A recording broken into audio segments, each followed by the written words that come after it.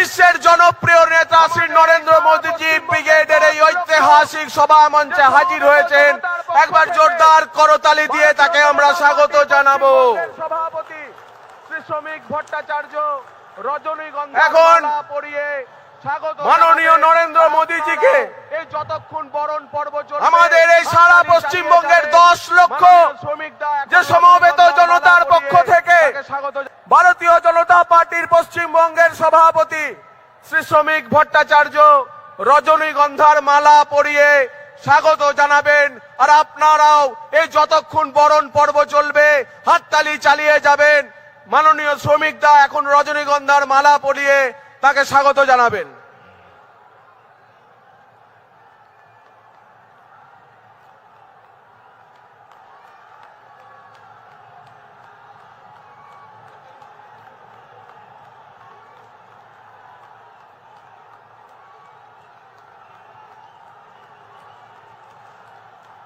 नरेंद्र मोदी जिंदाबाद। भारत माता के। এরপরেতে আমাদের বিরোধী দলনেতা শ্রী শুভেন্দু অধিকারী মহাশয় মাননীয় মোদীজিকে উত্তরীয় পরিয়ে এই ব্রিগেডের মহাসমাবেশে স্বাগত জানাবেন।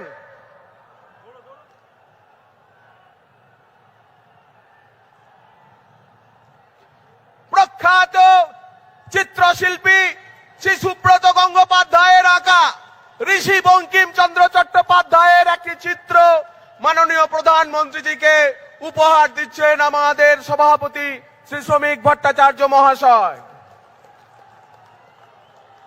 মা দুর্গার মাটিতে মা দুর্গার একটি মূর্তি আমাদের বিরোধী দলনেতা শুভেন্দু অধিকারীজি মাননীয় মোদীজিকে উপহার দেবেন। भारत माता के जय श्री राम। नरेंद्र मोदी जिंदाबाद। এখন পশ্চিমবঙ্গের বিরোধী দলনেতা শ্রী শুভেন্দু অধিকারী আপনাদের সামনে বক্তব্য রাখবেন।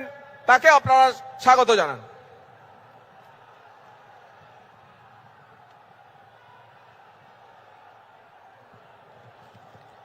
भारत माता की। भारत माता की। আরো জোরে বলুন। যারা রাষ্ট্রের বিরোধিতা করছে ডক্টর শ্যামাপ্রসাদ মুখার্জি এবং স্বামী প্রণবানন্দ তৈরি করা বাঙালি হিন্দু হোমল্যান্ডের ভিতরে বসে তাদের কর্ণগোচর হওয়া দরকার। ভারত লক্ষ লক্ষ মানুষ যারা এসেছেন, গণদেবতা জনতা জনার্দন, বিশ্বের সর্ববৃহৎ রাজনৈতিক দল যার একটাই মন্ত্র রাষ্ট্র সর্বোপরি, রাষ্ট্র সর্বোপরি, নেশন ফার্স্ট, নেশন ফার্স্ট। বিজেপির দেবতুল্য কার্যকর্তাকে প্রণাম জানাই। আমরা শুনব বিশ্বের সর্বশক্তিমান নেতা, বিশ্বের সর্বশ্রেষ্ঠ জনপ্রিয় নেতা যশস্বী প্রধানমন্ত্রী নরেন্দ্র মোদীজির বক্তব্য। আমরা আজ বক্তব্য রাখব না। আমি রাজ্যের বিরোধী দলনেতা হিসেবে যে গুরু দায়িত্ব দল এবং মাননীয় প্রধানমন্ত্রী দিয়েছিলেন গত 5 বছর নিষ্ঠার সঙ্গে পালন করেছি। আমি মাননীয় মোদীজিকে আমার দণ্ডবত প্রণাম নিবেদন করি। রাজ্যের ভারতীয় জনতা পার্টির লোকপ্রিয় সভাপতি রাজ্যসভার সাংসদ শ্রমিক ভট্টাচার্য, ভারত সরকারের 2 রাষ্ট্রমন্ত্রী ডক্টর সুকান্ত মজুমদার, শান্তনু ঠাকুর, 3 প্রাক্তন সভাপতি বরেণ্য তথাগত রায়, সম্মানীয় রাহুল সিনহা, সম্মানীয় দিলীপ ঘোষ এবং সর্বোপরি মাননীয় মিঠুন চক্রবর্তী সহ সম্মানিত মঞ্চ। আমাদের প্রধানমন্ত্রীর কথা আমরা শুনব। তিনি 3 দিন ধরে আসাম এবং পশ্চিমবঙ্গ সফর করছেন। 18,700 কোটি টাকার উন্নয়ন দিয়ে গেছেন। তাই আজকের এই সভা থেকে পরিবর্তনের সংকল্প নিতে হবে। সবাই বলুন, পরিবর্তন হচ্ছে, এবারে পরিবর্তন হচ্ছে। বাঁচতে চাই, বাঁচতে চাই, মা বোনের সম্মান চাই, চাকরি চাই, শিল্প চাই, অন্নদাতা কৃষককে বাঁচাতে চাই, অনুপ্রবেশ মুক্ত বাংলা চাই, চোর মুক্ত বাংলা চাই, জিহাদি মুক্ত বাংলা চাই, মৌলবাদী মুক্ত বাংলা চাই, জঙ্গি মুক্ত বাংলা চাই। তাই প্রধানমন্ত্রীজি দমদমের মিটিংয়ে বলে গেছেন, সাংস্কৃতিক রাজধানী দেশের পশ্চিমবঙ্গ শিক্ষা, শিল্প সবকিছুতে 1 নম্বরে ছিল। তিনি বলেছেন, বাংলার হিত গৌরব ফেরাবে বিজেপি, গ্যারেন্টারের নাম নরেন্দ্র দামোদর দাস মোদী। আমরা মোদীজির নেতৃত্বে ডবল ইঞ্জিন করব, রাষ্ট্রবাদী সরকার করব এবং আদর্শ বাঙালি শ্যামা প্রসাদ মুখার্জির স্বপ্ন পূরণ করব। তাই বলুন, পাল্টানো দরকার, পাল্টানো দরকার, আরো জোরে পাল্টানো দরকার, পাল্টানো দরকার, পাল্টানো দরকার, পাল্টানো দরকার, পাল্টানো দরকার। গো মাতা কি, गंगा माता की, माता काली की, माता दुर्गा की, हर हर वंदे।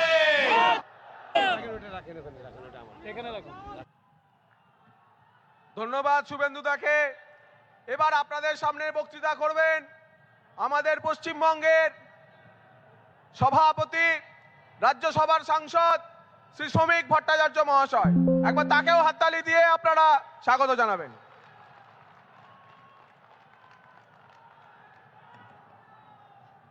পৃথিবীর জনপ্রিয়তম রাজনৈতিক ব্যক্তিত্ব তথা ভারতের প্রধানমন্ত্রী,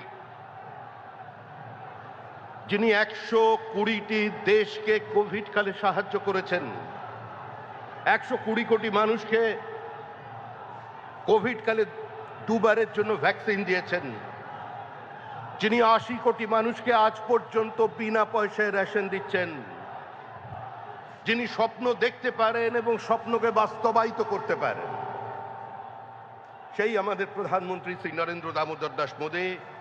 প্রিয় বিরোধী দলনেতা শ্রী শুভেন্দু অধিকারী, শ্রী সুকান্ত মজুমদার, শ্রী শান্তনু ঠাকুর, শ্রী রাহুল সিনহা, শ্রী দিলীপ ঘোষ, শ্রদ্ধেয় শ্রী তথাগত রায়, মঞ্চে উপস্থিত আমার সমস্ত সহকর্মী বন্ধুগণ, শ্রদ্ধেয় মিঠুনদা, এবং কুচবিহার থেকে কাকদ্বীপ পর্যন্ত, পাহাড় থেকে সাগর পর্যন্ত যাদের স্বতঃস্ফূর্ত পদধ্বনি আজকে কলকাতার এই মাটিতে পড়েছে পরিবর্তনের স্বার্থে, সেই কর্মীদের আমি আমার প্রণাম জানাই। দেখুন, এই মাটি আমাদের মসৃণ হয়নি। 2016 সাল থেকে প্রায় 300 জনের বেশি বিজেপি কর্মীর রক্তের ওপর দিয়ে চলে আজকে আমরা এই ব্রিগেডে পৌঁছেছি। আমরা এসেছি শুধুমাত্র একটাই লক্ষ্যে, 2026-এর নির্বাচন, তৃণমূলের বিসর্জন। এর আগেও এই ব্রিগেড থেকে বহু মানুষ বহু বক্তব্য শুনেছেন। প্রমোদ দাশগুপ্তের পার্টি, হরেকৃষ্ণ কোঙারের পার্টি, বিনয় চৌধুরীর পার্টি, বিনয় কোঙারের পার্টি, বিমান বসুর পার্টি, জ্যোতি বসুর পার্টি, বুদ্ধদেব ভট্টাচার্যের পার্টি। তারা একদিন ব্রিগেড থেকে ডাক দিতেন, দিল্লি চলো। আর আজকে communist party of India marksheet ডাক দিয়েছে, মুর্শিদাবাদ চলো। মুর্শিদাবাদ কি আছে ওখানে? ওখানে হুমায়ুন আছে, বাবুর আছে। চলো দিলদার চলো, চাঁদ কি পার চলো। কতদিন চলবে এই রাজনীতি? আরে পশ্চিমবঙ্গ কোনো ধর্মশালা নয়, কোনো কোঠা নয়। আমরা এদেশের মানুষকেই এদেশে রাখবো, ভোটার লিস্টে রাখবো, কিন্তু এমন ভোটার লিস্ট কোথাও খুঁজে পাবে না কো তুমি, সকল রাজ্যের রানী সেজে আমার বঙ্গভূমি। আরে ও নদী আর দু মুঠো চাল ফেলে দে হাঁড়িতে, ঠাকুর জামাই এলো বাপের বাড়িতে। ও শুধু ননদীরা আসছে না, এখন ননদীরাও আসছে ঠাকুর জামাইয়ের সঙ্গে। পুরো পশ্চিমবঙ্গের সীমাবর্তী জেলার জনসন্তুলনকে বদলে দিয়েছে। শুধু বাংলা বদলায়নি, বদলে গেছে বনাঞ্চল, বদলে গেছে সীমাঞ্চল। ভারতবর্ষের আভ্যন্তরীণ নিরাপত্তায় অনুপ্রবেশের মধ্যে দিয়ে ধ্বংস করে দিচ্ছে তৃণমূল কংগ্রেস। এখানে সংবিধান আক্রান্ত, রাজ্যপাল আক্রান্ত, গণতান্ত্রিক ব্যবস্থা আক্রান্ত, বিরোধী দলনেতা আক্রান্ত, বিধায়ক আক্রান্ত, বিজেপি কর্মী আক্রান্ত। এরা রাষ্ট্রপতিকেও বাদ দেয়নি, রাষ্ট্রপতির চেহারা নিয়ে পর্যন্ত অন্য কথা বলছেন। আর আজকে জঙ্গলমহলের মানুষ তারাও বলে দিয়েছে দিদির দিকে তাকিয়ে, হিতায় তোকে মানাইছি না রে। তৃণমূল যাবে, তৃণমূল চলে গেছে। পৃথিবীর কোন শক্তি তৃণমূল কংগ্রেসকে আটকে রাখতে পারবে না। তৃণমূলের বিদায় নিশ্চিত, তৃণমূল শেষ। তৃণমূল পশ্চিমবঙ্গের ক্ষমতায় ফিরছে না। যতই করো হামলা, বিজেপি জিতবে বাংলা, এর বাইরে কোনো কথা আপনাদের সামনে থাকবে না। আপনারা শান্তিপূর্ণভাবে বাড়ি ফিরে যান। মনে রাখবেন, পৃথিবীর সর্ববৃহৎ রাজনৈতিক দল এবং গোটা পৃথিবী যার দিকে তাকিয়ে আছেন সেই নরেন্দ্র মোদী। পাহাড় থেকে সাগর পর্যন্ত, সোমনাথ থেকে গৌহাটি, কাশ্মীর থেকে কন্যাকুমারী, মানুষ যার উপরে ভরসা রাখেন সেই নরেন্দ্র মোদী আপনাদের নেতৃত্ব দিচ্ছেন। তাই এক কথায় শেষ করছি, গঙ্গোত্রী থেকে গঙ্গাসাগর মোদীজির নেতৃত্বে তৈরি হবে ডাবল ইঞ্জিন সরকার। শ্যামাপ্রসাদের মাটিতে শ্যামাপ্রসাদের সরকার তৈরি হতে চলেছে। এটা কালের দেওয়াল লিখন, একে কেউ বদল করতে পারবেন না।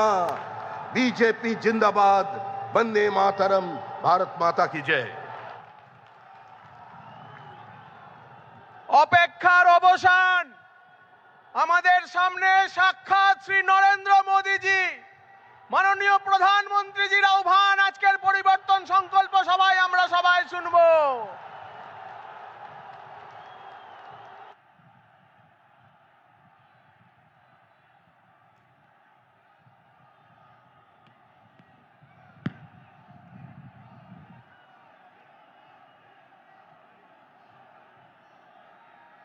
भारत माता की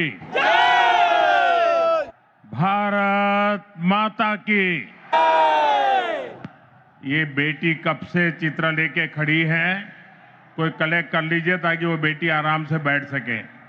जरा एसपीजी के लोग ये कलेक्ट कर लीजिए। धन्यवाद बेटा, बहुत बढ़िया चित्र बनाया आपने।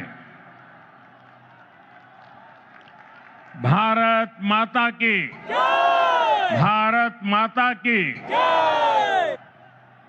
আমার প্রিয় পশ্চিমবঙ্গবাসী ভাই ও বোনেরা,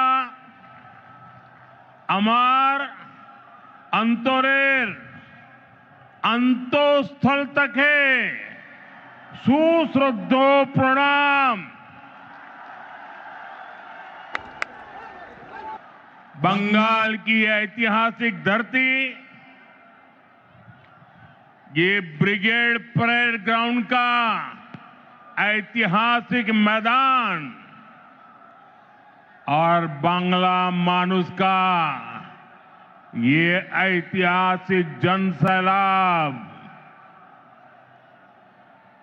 जहां जहां मेरी नजर पहुंच रही है, लोग ही लोग नजर आ रहे हैं। ये अद्भुत दृश्य है। ये आपका उत्साह, ये आपका जोश, बंगाल क्या सोच रहा है, बंगाल के मन में क्या चल रहा है, अगर किसी को देखना है तो जरा ये तस्वीर देख ले।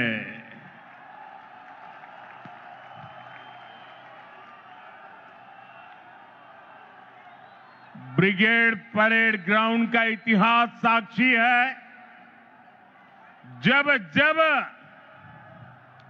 बंगाल देश को दिशा देता है, ये ब्रिगेड मैदान बंगाल की आवाज बनता है। इस मैदान से अंग्रेजी हुकूमत के खिलाफ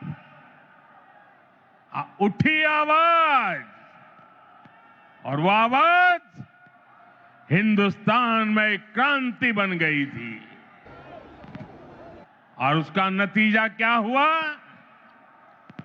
अंग्रेजों के अत्याचार और लूट का खात्मा हुआ। आज एक बार फिर ब्रिगेड ग्राउंड से नए बंगाल की क्रांति का बिगुल बज गया है। बंगाल में बदलाव अब दीवारों पर भी लुक चुका है और बंगाल के लोगों के दिलों में भी छप चुका है। अब बंगाल से निर्मम सरकार का अंत होकर रहेगा। अब बंगाल से महाजंगल राज का खात्मा होगा। इसलिए बंगाल के हर कोने से आवाज उठ रही है, चाहे बीजेपी सरकार, चाहे बीजेपी सरकार। साथियों, कल टीएमसी ने इस रैली में आने वाले आप सभी लोगों को चोर कहकर गाली दी है। असली चोर कौन है, ये बंगाल की प्रबुद्ध जनता जानती है। अपनी कुर्सी जाते हुए देखकर यहां की निर्मम सरकार बौखला गई है। साथियों, आज भी इस विशाल सभा को रोकने के लिए निर्मम सरकार ने सारे हथियार निकाल लिए। आप लोगों को आने से रोकने के लिए ब्रिज बंद करवा दिए, गाड़ियां रुकवा दी, ट्रैफिक जैम करवाया, भाजपा के झंडे उखड़वा दिए, पोस्टर फड़वा दिए। लेकिन निर्मम सरकार, साफ साफ देख लो, आज के जन सैलाब को रोक नहीं पाई हो। बंगाल में महाजंगल राज लाने वालों का काउंटडाउन शुरू हो चुका है। वो दिन दूर नहीं जब बंगाल में फिर से कानून का राज होगा। जो कानून तोड़ेगा, जो अत्याचार करेगा, टीएमसी के किसी अत्याचारी को छोड़ा नहीं जाएगा। चुन चुन के हिसाब लिया जाएगा।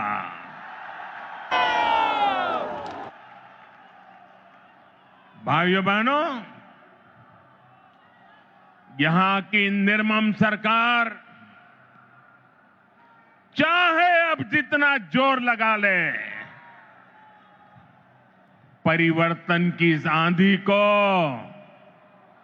अब निर्मम सरकार रोक नहीं पाएगी। भाजपा के साथ, एनडीए के साथ महिषासुर मर्दिनी का आशीर्वाद है। श्री रामकृष्ण परमहंस, स्वामी विवेकानंद, नेताजी सुभाष चंद्र बोस,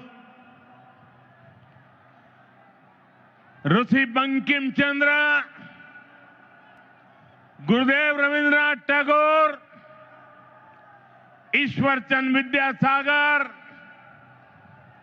बागा जतीन और खुदीराम बोस, डॉक्टर श्यामा प्रसाद मुखर्जी, लोक माता रानी रोशमनी, ऐसी सभी महान विभूतियों ने जिस बंगाल की परिकल्पना की थी, भारतीय जनता पार्टी की सरकार उस बंगाल का निर्माण करेगी, नवनिर्माण करेगी।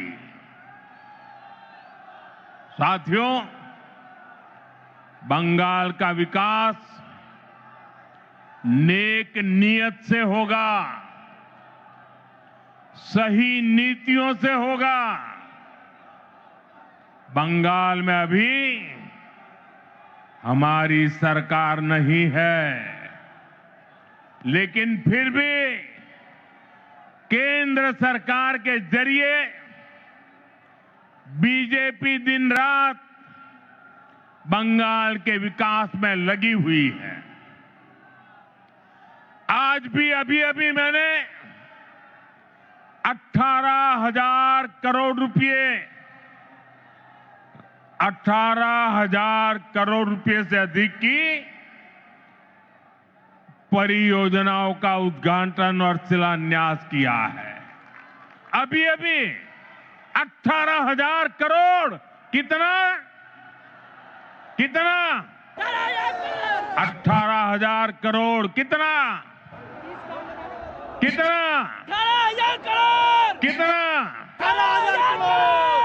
4 दिन पहले ही कैबिनेट ने पश्चिम बंगाल के लिए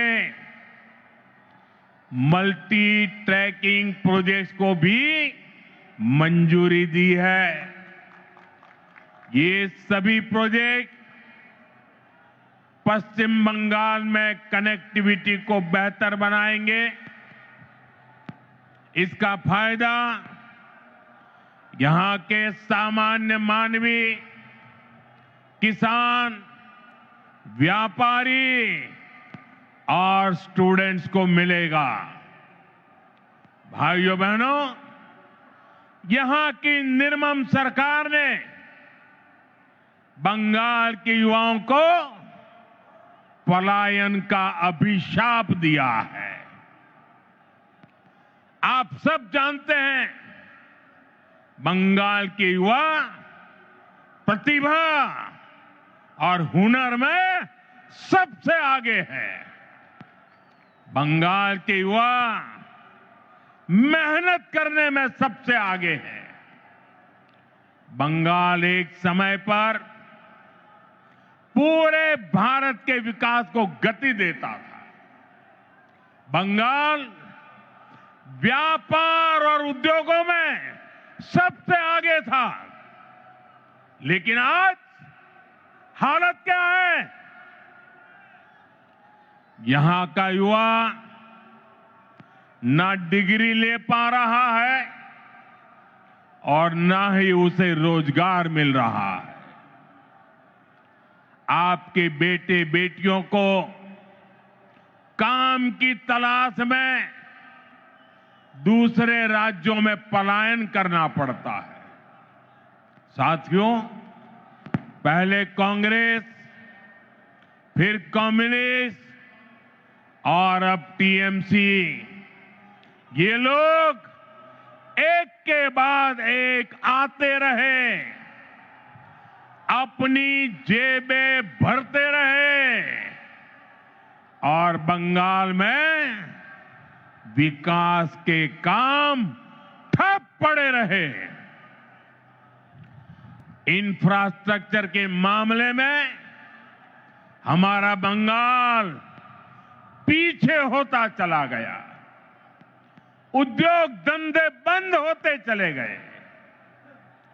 यहां टीएमसी सरकार में नौकरियां खुलेआम बेची जा रही है, भर्तियों में घोटाले हो रहे हैं।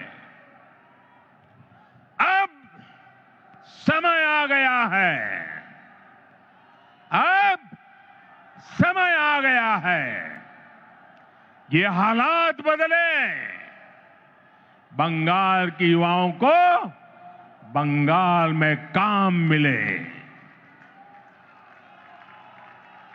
ये नौजवान बंगाल के विकास का नेतृत्व करें,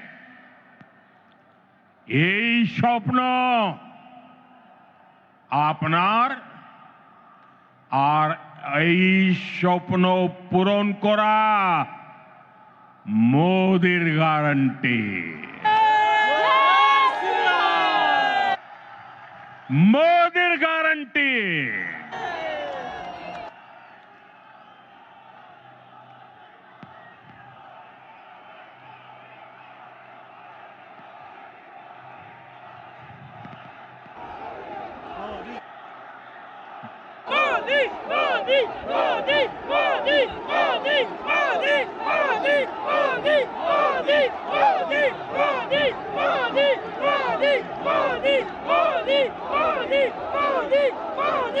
साथियों,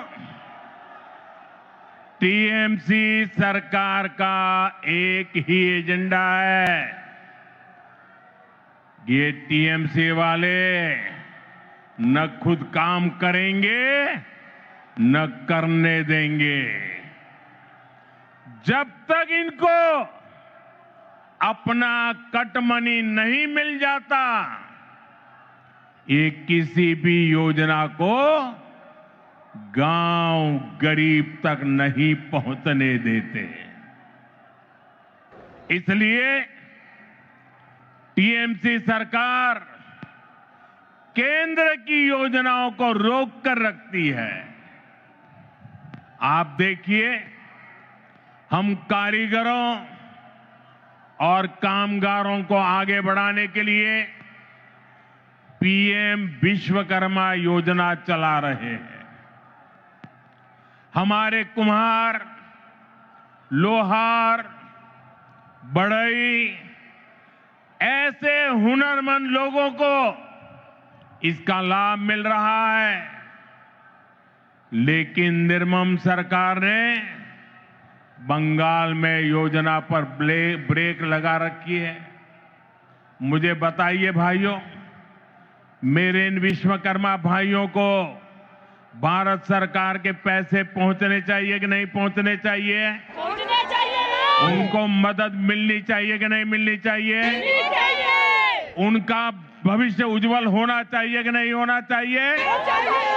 केंद्र सरकार पैसे दे रही है, बंगाल को कुछ नहीं करना है, लेकिन उसके बावजूद भी ये विश्वकर्मा समाज के मेरे छोटे छोटे भाई बहनों को उसे वंचित रखा जाता है। साथियों, देशवासियों को मुफ्त बिजली देने के लिए हमने पीएम सूर्यघर मुफ्त बिजली योजना शुरू की है। केंद्र की भाजपा सरकार इसके लिए हर लाभार्थी को 75 से 80 हजार रुपया देती है। आपको, बंगाल के मेरे भाई बहनों को, हर परिवार को मोदी सरकार 75 से 80 हजार रुपया देती है।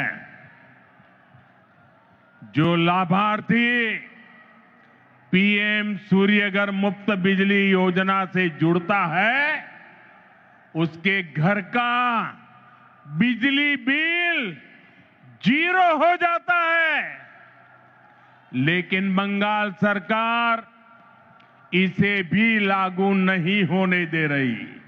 आप मुझे बताइए, आपका बिजली बिल 0 होना चाहिए कि नहीं? बिजली बिल 0 करने के लिए मोदी की मदद मिलनी चाहिए कि नहीं मिलनी चाहिए? मिलनी चाहिए।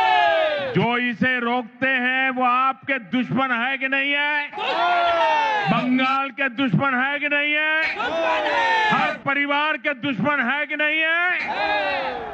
साथियों, बंगाल के विकास में चाय बागानों और उनमें काम करने वाले श्रमिकों की बड़ी भूमिका है। लेकिन चाय बागानों के श्रमिकों को पीएम चाय श्रमिक प्रोत्साहन योजना का लाभ नहीं मिल रहा है। मुझे बताइए, चाय बागान के मेरे श्रमिकों को ये लाभ मिलना चाहिए कि नहीं मिलना चाहिए? उनको मदद मिलनी चाहिए कि नहीं मिलनी चाहिए? केंद्र सरकार की इस योजना में बंगाल सरकार रोड़े अटका रही है। साथियों, आप सबने देश भर में पीएम आवास योजना की सफलता के बारे में सुना है। दुनिया के लोग भी जब सुनते हैं ना, अचरज करते हैं। जो लोग बंगाल से बाहर रह रहे हैं, लुटाता रहा है। ऐसे हर गरीब परिवार को पक्का घर मिल रहा है। लेकिन यहां क्या हुआ? योजना का नाम बदल दिया गया, लाभार्थियों की सूची में गड़बड़ की और जिन गरीबों को घर मिलना चाहिए था वे आज भी इंतजार कर रहे हैं। ईमानदारी से, ट्रांसपेरेंसी से बंगाल के गरीबों को पक्का घर मिलना चाहिए कि नहीं मिलना चाहिए? मिलना चाहिए। ये टीएमसी सरकार मिलने देगी क्या? ये निर्मम सरकार मिलने देगी क्या? ये सरकार जानी चाहिए कि नहीं जानी चाहिए? गरीबों को घर मिलना चाहिए कि नहीं मिलना चाहिए? साथियों, इतना ही नहीं, यही हाल जल जीवन मिशन का भी है। बंगाल में लोग पूछ रहे हैं, जब देश के बाकी हिस्सों में हर घर जल पहुंच सकता है तो बंगाल में क्यों नहीं? भाइयों बहनों, केवल बिजली, पानी, सड़क और घर इसकी बात नहीं है। ये टीएमसी सरकार अपनी स्वार्थी राजनीति की वजह से आयुष्मान योजना को लागू नहीं कर रही है। देश के करोड़ों लोग इस योजना के तहत 5 लाख रुपए तक के मुफ्त इलाज का लाभ उठा रहे हैं। मुझे बताइए, गरीबों को बीमारी में 5 लाख रुपए तक की मदद पहुंचनी चाहिए कि नहीं पहुंचनी चाहिए? मोदी दे रहा है, मिलनी चाहिए कि नहीं मिलनी चाहिए? ये टीएमसी सरकार बीमार लोगों की भी दुश्मन है कि नहीं है? अत्याचारी है कि नहीं है?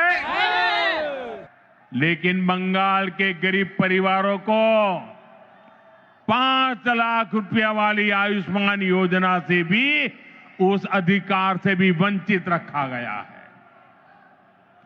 साथियों, आज बंगाल के किसान की हालत भी किसी से छिपी नहीं है। मुझे बताया गया है कि 2-3 दिन पहले ही चंद्रकोना में हमारे एक आलू किसान ने खुदकुशी कर ली है, आत्महत्या कर ली है। पश्चिमी मिदनापुर से हुगली और बर्दवान तक किसानों से झूठे वायदे और सरकारी खरीद में घोटाला ही ये टीएमसी सरकार की पहचान बन गया है। टीएमसी के कट, कमीशन और करप्शन के कारण गंदी राजनीति के लिए किसानों की जिंदगी से, गरीबों और मध्यम वर्ग की जिंदगी से, माताओं बहनों की सुरक्षा से खिलवाड़ किया जा रहा है। इसलिए टीएमसी जाएगी तो हर गरीब को पक्का घर मिलेगा। गरीब को पक्का घर मिलना चाहिए कि नहीं मिलना चाहिए? मिलना चाहिए कि नहीं मिलना चाहिए? मिलना चाहिए। ये मोदी की गारंटी है। हर गरीब परिवार को बता देना, जैसे ही टीएमसी की सरकार जाएगी, गरीबों का पक्का घर बनना शुरू हो जाएगा। टीएमसी जाएगी तो हर घर साफ जल पहुंचेगा। टीएमसी जाएगी तो हर गरीब को मुफ्त इलाज मिलेगा। टीएमसी जाएगी तो कारीगरों को नए अवसर मिलेंगे। टीएमसी जाएगी तभी बंगाल में सुशासन आएगा। साथियों, हमारे बंगाल ने आजादी के बाद विभाजन सहा, विभाजन की आग देखी, मजहबी दंगे देखे, बाद के दशकों में अस्थिरता देखी, घुसपैठ का दौर देखा, रक्तपात सहा। इस सब की सबसे बड़ी भुक्तभोगी अगर कोई थी तो बंगाल की माताएं, बहनें, बेटियां, बंगाल की महिलाएं थी। लेप की सरकार में अपहरण, हत्या, बलात्कार का वो दौर कोई नहीं भूल सकता। इसलिए बंगाल के आप लोग लेप को हटाकर बड़ी आशा के साथ टीएमसी को लेकर आए। आपने टीएमसी पर भरोसा किया, लेकिन टीएमसी ने लेप के गुंडों और माफियाओं को ही अपनी पार्टी में भर्ती कर लिया। आज बंगाल में अपराधियों को खुली छूट है। आए दिन बहन बेटियों के खिलाफ दिल दहलाने वाले अपराध होते हैं। बंगाल का कोई इलाका ऐसी घटनाओं से अछूता नहीं है। आप याद करिए, कॉलेज परिसर में दुष्कर्म की घटना, नाबालिग बेटियों से दुष्कर्म के मामले, टीएमसी कार्यालय में महिला से बलात्कार, 7-8 साल की बच्चियों से बलात्कार के खौफनाक कुकृत्य, कहीं आदिवासी बेटी के साथ दुष्कर्म, ऐसे ज्यादातर मामलों में अपराधी कोई न कोई टीएमसी का नेता होता है या टीएमसी से जुड़ा होता है। साथियों, यहां निर्मम सरकार खुलेआम बलात्कारियों को संरक्षण देती है, अपराधियों को बचाने की पूरी कोशिश की जाती है। आप मुझे बताइए, अपराधियों को बचाया जाता कि नहीं बचाया जाता? बलात्कारियों को बचाया जाता कि नहीं बचाया जाता? संदेश खाली की वो तस्वीरें और टीएमसी का रवैया, आरजीकर अस्पताल की उस बेटी के साथ हुई दरिंदगी बंगाल के लोग भूले नहीं हैं। टीएमसी कैसे खुलेआम अपराधियों के साथ खड़ी नजर आती थी। साथियों, इसी मानसिकता का परिणाम है आज महिलाओं के खिलाफ एसिड अटैक जैसे घिनौने अपराध इतने ज्यादा मात्रा में पश्चिम बंगाल में हो रहे हैं। जो बंगाल एक समय देश का सबसे प्रगतिशील राज्य होता था, आज वहां शाम होते ही माएं बेटियों को फोन करके कहती है, बाड़ी फिर ऐशो सौंदे न माराइए। शक्ति की पूजा करने वाले बंगाल को ऐसे हालात मंजूर नहीं होंगे। मैं बंगाल की मेरी माताओं बहनों को भरोसा दिलाता हूं, आप भाजपा को, बीजेपी को अपना आशीर्वाद दीजिए। बीजेपी सरकार में महिलाएं सुरक्षित होगी और अपराधी जेल में होंगे, और ये मोदी की गारंटी है।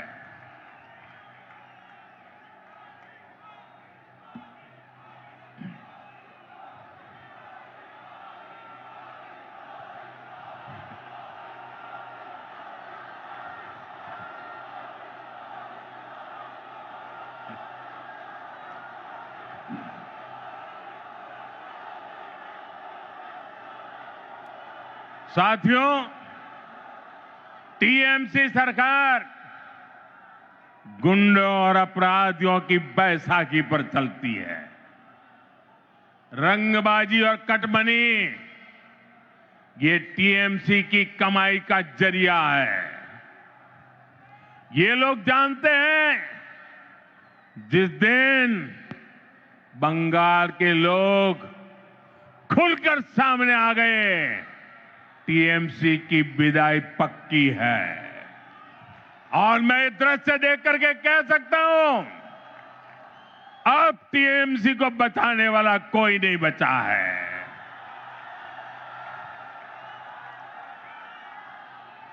इसलिए ये बंगाल के आप लोगों को डरा धमका कर रखना चाहते हैं। इसके लिए टीएमसी वाले माफिया गिरोहों को पालते हैं, ये कट्टरपंथियों को संरक्षण देते हैं और ऐसे गिरोहों की ताकत बढ़ाने के लिए घुसपैठियों को बुलाते हैं, घुसपैठियों को। साथियों, ये टीएमसी मां माटी मानुष के नारे पे सत्ता में आई थी। आज वही मां रो रही है, माटी को लूटा जा रहा है और बंगाली मानुष बंगाल छोड़ने पर मजबूर हो रहा है। घुसपैठियों की वजह से आज बंगाल की रोटी, बेटी, माटी, उस पर सबसे बड़ा खतरा आ गया है। ये लोग बंगाल के लोगों का रोजगार छीन रहे हैं, हमारी बहन बेटियों की सुरक्षा खतरे में पड़ गई है और बंगाल के लोगों की जमीनों पर, बंगाल की माटी पर इन घुसपैठियों का कब्जा दिलवाया जा रहा है। इसका परिणाम आज सबके सामने है। बीते दशकों में बंगाल के ज्यादातर इलाकों में डेमोग्राफी बदल गई है। बंगाली हिंदुओं को जानबूझकर अल्पसंख्यक बनाया जा रहा है।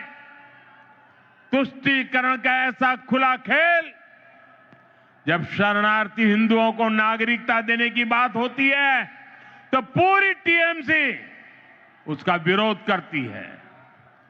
वो हिंदू जिन्होंने कभी विभाजन का समर्थन नहीं किया था, जिन्होंने हमेशा अविभाजित बंगाल को, भारत को अपनी मातृभूमि माना, टीएमसी वाले उन्हें नागरिकता देने का विरोध करते हैं, क्योंकि उनके लिए उनकी वोट बैंक ही सबसे प्रमुख है।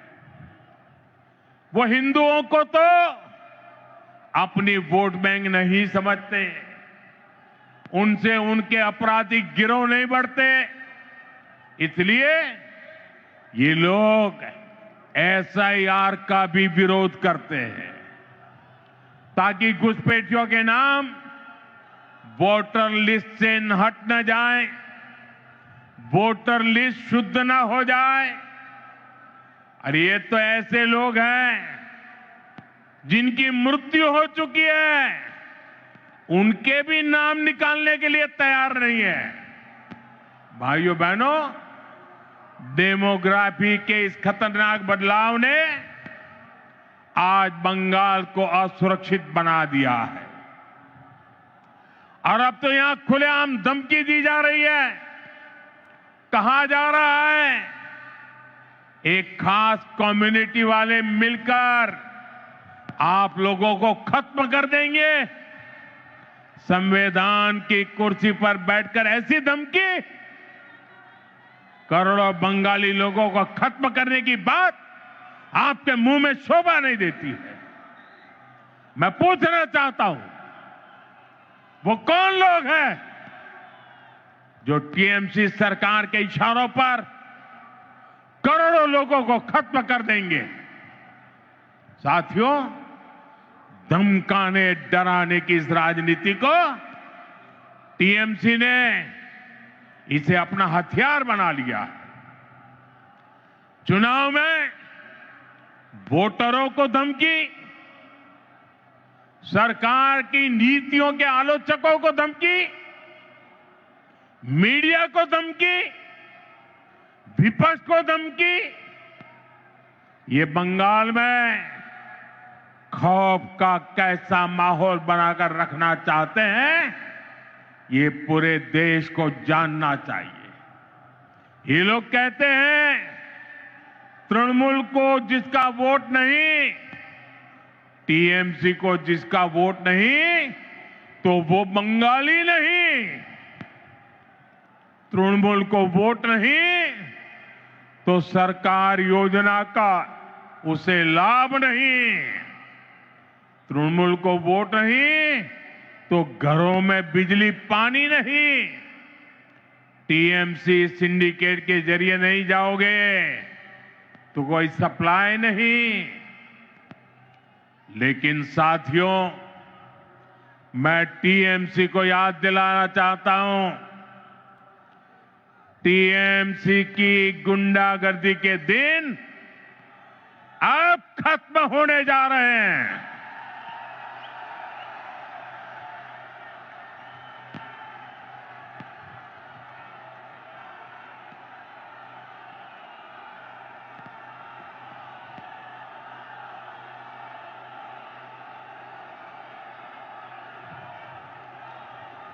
टीएमसी सरकार के जाने का काउंटडाउन शुरू हो चुका है। यहां बंगाल में बीजेपी सरकार बनने के बाद एक तरफ हम सबका साथ सबका विकास ये मंत्र लेकर चलेंगे और दूसरी तरफ सबका हिसाब लिया जाएगा।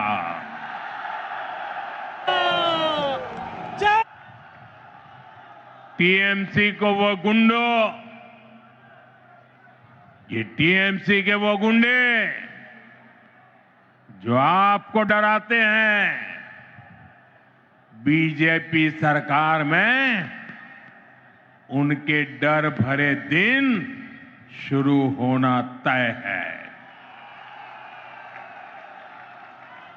बीजेपी सरकार में खौफ हर अपराधी को होगा, खौफ हर घुसपैठियों को होगा, खौफ तुष्टीकरण की राजनीति करने वालों को होगा, क्योंकि कानून अपना काम करेगा, कानून का राज आएगा।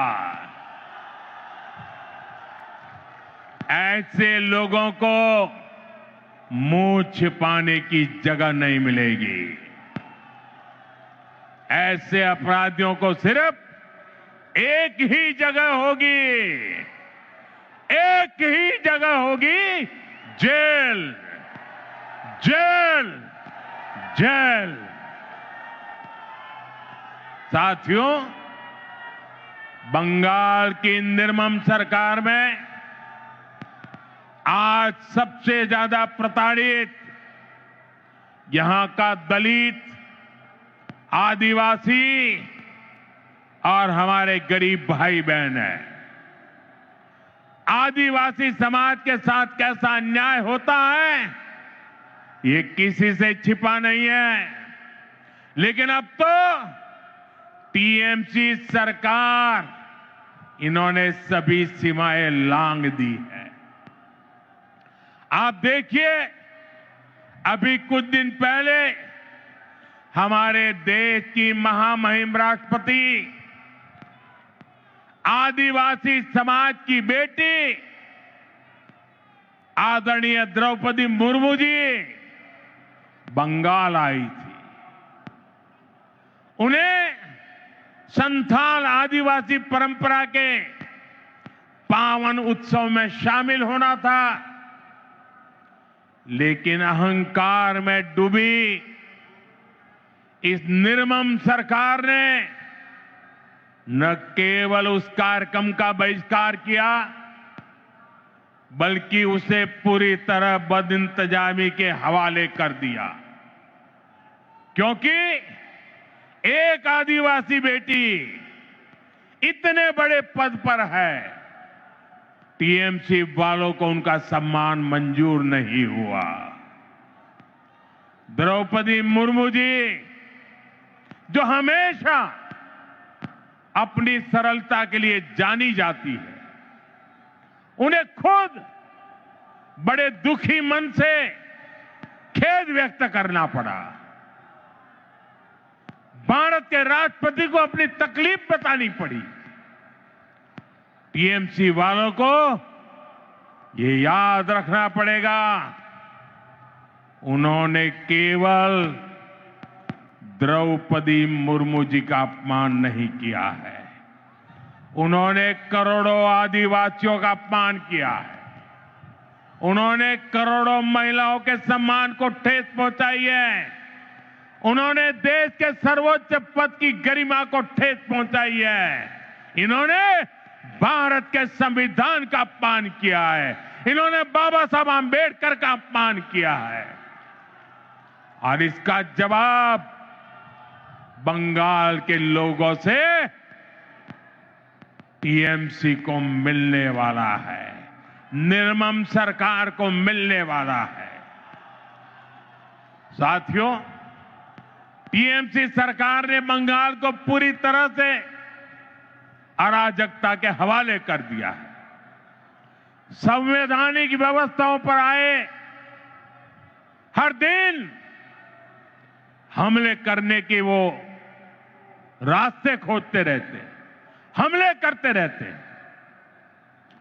पिछले कुछ महीनों में आपने देखा है, जब भी चुनाव आयोग निष्पक्ष चुनाव सुनिश्चित करने के लिए कदम उठाता है, मतदाता सूची की शुद्धि की कोशिश करता है, तब टीएमसी उसके खिलाफ हमला करने लगती है। जो संस्था स्वतंत्र और निष्पक्ष चुनाव कराने के लिए जिम्मेदार है, उसी की विश्वसनीयता पर सवाल खड़े किए जाते हैं। ऐसा ही व्यवहार देश की सेना को लेकर दिखाई देता है। जब 2019 में भारतीय वायुसेना ने बालाकोट में आतंकवादी ठिकानों पर निर्णायक कार्रवाई की, तब टीएमसी ने देश की वायुसेना से कार्रवाई का सबूत मांगा। साथियों, यहां राज्य सरकार पुलिस को स्वतंत्र रूप से जांच करने नहीं देती। जब राष्ट्रीय एजेंसियां टीएमसी सरकार के भ्रष्टाचार या गंभीर अपराधों की जांच करना चाहती हैं, तो उन्हें भी रोकने की कोशिश होती है। अब जरा सोचिए, न्याय के लिए लोग आखिर कहां जाएंगे? साथियों, तृणमूल वाले यही अराजकता दिल्ली तक फैलाने की कोशिश करते हैं। आपने संसद में भी देखा है, सदन के भीतर कैसे कागज फाड़े जाते हैं, कैसे बहस को रोका जाता है, कैसे सदन की कार्यवाही को बाधित किया जाता है। देश टीएमसी की शर्मनाक हरकतें देखकर हैरान होता है। साथियों, बंगाल के प्रबुद्ध लोग अब इस अराजकतावादी सरकार के खिलाफ संकल्प ले चुके हैं। इस अराजक सरकार को उखाड़ फेंकने का काम इसी धरती के लोग करने वाले हैं। साथियों, आज यहां जो जनसैलाब उमड़ा है, ये पश्चिम बंगाल की जागती हुई चेतना है। ये उस बदलाव की आहट है जिसका इंतजार वर्षों से किया जा रहा है। पश्चिम बंगाल में दार्जिलिंग की पहाड़ियों से लेकर सुंदरबन के द्वीपों तक, उत्तर बंगाल के चाय बागानों से लेकर कोलकाता की गलियों तक, आज हर जगह पर एक ही चर्चा है, बदलाव चाहिए। और ये बदलाव अब होकर रहेगा। साथियों, बंगाल की आत्मा कभी हार मानने वाली नहीं है। बंगाल का नौजवान कभी हार मानने वाला नहीं है। बंगाल की बेटियां कभी हार मानने वाली नहीं है। बंगाल का किसान कभी हार मानने वाला नहीं है। जब जब इस भूमि के सामने चुनौतियां आई है, तब तब यहां की जनता ने साहस के साथ उनका सामना किया है। गुरुदेव रविन्द्रनाथ ठाकुर ने भी हमें संदेश दिया है। उन्होंने कहा था, विपदे मोरे रक्षा करो, ये नोहे मोर प्रार्थना विपदे आमी ना जाए जेनो कोरी बॉय। आज भी वही समय है। कुछ लोग आपको डराने की कोशिश करेंगे, कुछ लोग कहेंगे कि बदलाव संभव नहीं है, लेकिन याद कर रहिए और याद जरूर रखें, जब जनता ठान लेती है तो कोई भी ताकत उसे रोक नहीं सकती। और बंगाल की जनता ने जब भी ठाना है, इतिहास बदल कर दिखाया है। आज मुझे इस ऐतिहासिक ब्रिगेड मैदान में वही आत्मविश्वास मेरी आंखों के सामने दिखाई दे रहा है। याद रखिए, इस बार चुनाव सिर्फ सरकार बदलने का नहीं है। इस बार चुनाव बंगाल की आत्मा को बचाने का चुनाव है। इस बार चुनाव व्यवस्था बदलने का है। इस बार चुनाव कटमनी से छुटकारे का है। इस बार चुनाव डर से मुक्ति का है। मैं आने वाले परिवर्तन के लिए मेरे बंगाल के भाइयों बहनों को बहुत बहुत शुभकामनाएं देता हूं। मेरे साथ बोलिए, मेरे साथ पूरी ताकत से बोलिए, पाल्टानो दोरकार, बीजेपी सरकार, पाल्टानो दोरकार, बीजेपी सरकार, पाल्टानो दोरकार, बीजेपी सरकार, पाल्टानो दोरकार। बीजेपी सरकार। पश्चिम बंगेर জনগণের জয় হোক। जय हिंद। भारत माता की, भारत माता की। वंदे वंदे वंदे वंदे वंदे वंदे